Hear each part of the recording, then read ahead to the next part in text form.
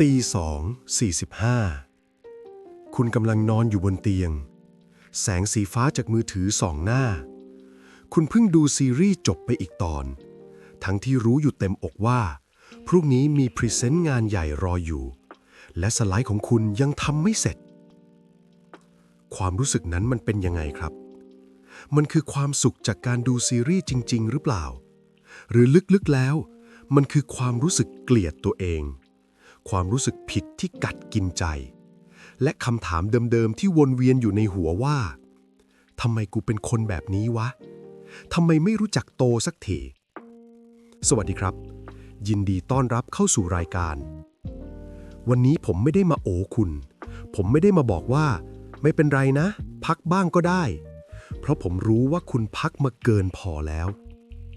วันนี้เราจะมาคุยกันเรื่องโรคระบาดที่ร้ายแรงที่สุดที่กำลังทำลายอนาคตของคุณนั่นคือ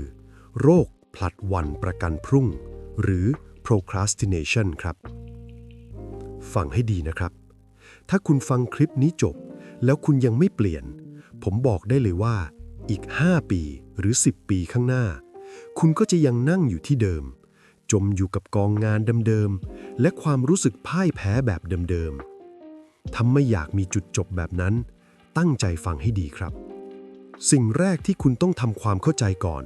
และเป็นสิ่งที่คนส่วนใหญ่เข้าใจมหันต์คือการผลัดวันประกันพรุ่งไม่ใช่เรื่องของความขี้เกียจและไม่ใช่ปัญหาเรื่องการบริหารเวลาคุณอาจจะมีแพลนเนอร์ที่สวยหรูมีแอปจัดการงานราคาแพงแต่ถ้าคุณยังผลัดวันอยู่แสดงว่าปัญหามันลึกกว่านั้นครับในทางวิทยาศาสตร์การผลัดวันประกันพรุ่งคือกลไกการป้องกันตัวเองของสมองหรือ coping mechanism ครับสมองของคุณไม่ได้ขี้เกียจแต่มันกำลังกลัวและพยายามหนีความรู้สึกแย่ๆบางอย่างที่เกี่ยวข้องกับงานชิ้นนั้นครับผมชอบการเปรียบเทียบของทิม เออร์บันที่อธิบายเรื่องนี้ได้เห็นภาพที่สุดเขาบอกว่าในสมองของเรามีตัวละครอยู่2 ตัวผู้ควบคุมที่มีเหตุผลคือตัวคุณเวอร์ชั่นที่ฉลาดอยากทำงานให้เสร็จอยากมีอนาคตที่ดีลิงเจ้าสำราญคือสมองส่วนสัญชาตญาณดิบที่สนใจแค่2 อย่างคือสนุกตอนนี้และง่ายตอนนี้ครับปัญหาคือเวลาคุณเจองานที่ยากงานที่น่าเบื่อหรืองานที่คุณกลัวว่าจะทำออกมาได้ไม่ดีเจ้าลิงเจ้าสำราญมันจะโดดออกมาแย่งพวงมาลัยทันทีมันจะบอกว่าเฮ้ย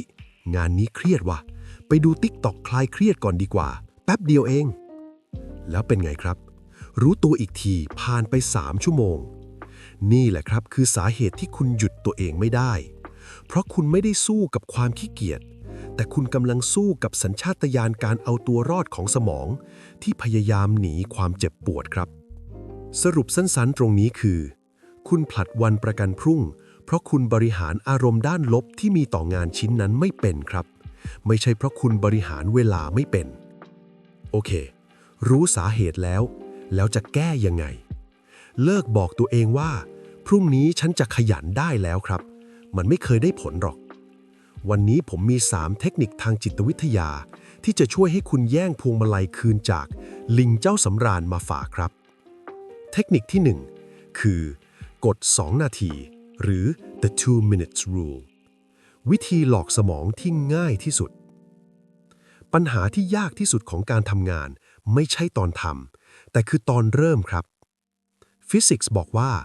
การจะทำให้วัตถุที่หยุดนิ่งเริ่มเคลื่อนที่ต้องใช้แรงเยอะที่สุดคนเราก็เหมือนกันวิธีแก้คือทำให้การเริ่มต้นมันง่ายจนน่าเกลียดง่ายจนสมองส่วนลิงของคุณปฏิเสธไม่ลงกฎคือถ้างานนั้นใช้เวลาทำไม่ถึง2 นาทีให้ทำทันทีครับจานข้าววางอยู่ล้างเลยไม่ถึง2 นาทีอีเมลเด้งมาตอบเลยถ้ามันสั้นๆแต่เดี๋ยวก่อนนะครับความเจ๋งของกฎนี้คือการประยุกต์ใช้กับงานใหญ่ๆครับถ้าคุณต้องเขียนรายงาน50 หน้าอย่าสั่งตัวเองว่าไปเขียนรายงานสมองลิงจะช็อกตายก่อนให้สั่งตัวเองว่าไปนั่งที่โต๊ะแล้วเปิดไฟล์ Word ขึ้นมาแค่นั้นพอภารกิจของคุณมีแค่นั้นครับ ทำแค่2 นาทีเชื่อไหมครับว่าพอคุณได้เริ่มแล้วแรงเฉื่อยมันจะหายไปและส่วนใหญ่คุณจะทำต่อได้โดยอัตโนมัตินี่คือการหลอกสมองที่พงพลังมากครับเทคนิคที่2คือการจับคู่งานกับรางวัลหรือ temptation bundling เทคนิคนี้มาจากงานวิจัยของดร. Katie Milkman ครับหลักการง่ายๆคือเอาสิ่งที่คุณต้องทำแต่ไม่อยากทำมาผูกติดกับสิ่งที่คุณอยากทำมากๆคุณชอบฟังพอดแคสต์รายการโปรดใช่ไหมแต่คุณเกลียดการล้างจานโอเคตั้งกฎเหล็กกับตัวเองเลยว่าฉันจะฟังพอดแคสต์นี้ได้เฉพาะตอนที่ฉันล้างจานอยู่เท่านั้นคุณติดซีรีส์เกาหลีมากแต่คุณต้องวิ่งออกกำลังกายก็ตั้งเลยว่า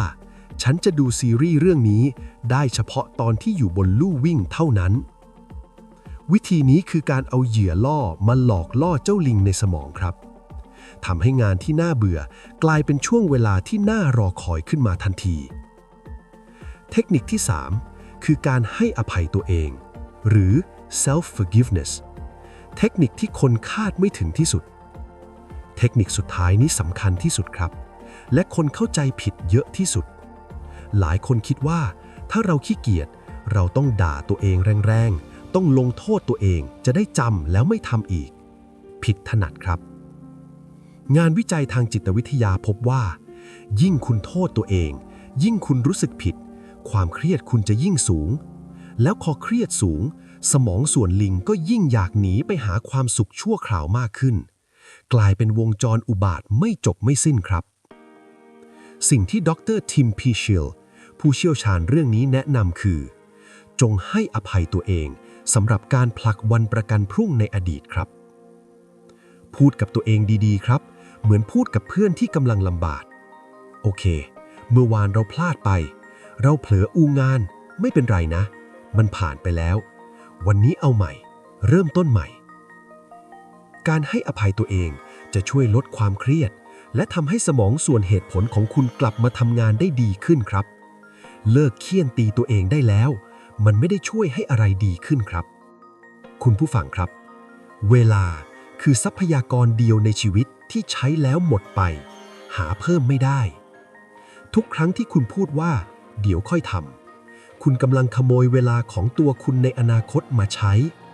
คุณกำลังผลักภาระผลักความเครียดไปให้ตัวคุณในวันพรุ่งนี้ต้องรับกรรมแทนเลิกทำร้ายตัวเองในอนาคตได้แล้วครับ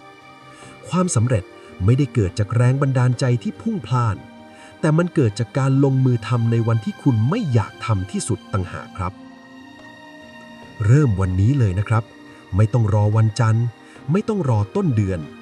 ใช้กฎ2 นาทีที่ผมบอกไปเมื่อกี้ลุกขึ้นไปทำอะไรสักอย่างเล็กๆน้อยๆเดี๋ยวนี้เลยครับถ้าคุณฟังแล้วรู้สึกว่าจริงว่ะกูต้องเปลี่ยนแล้วผมขอให้คุณคอมเมนต์มาเลยครับว่าภารกิจ1 อย่างที่คุณจะลงมือทำทันทีหลังจากฟังจบคืออะไรครับพิมพ์มาเลยครับเป็นการให้สัญญากับตัวเองและถ้าไม่อยากพลาดคอนเทนต์จิตวิทยาที่จะช่วยอัปเกรดสมองของคุณให้ดีขึ้นแบบนี้อย่าลืมกด Subscribe และกดกระดิ่งแจ้งเตือนไว้ด้วยนะครับสำหรับวันนี้เลิกอู่แล้วไปทำงานครับสวัสดีครับ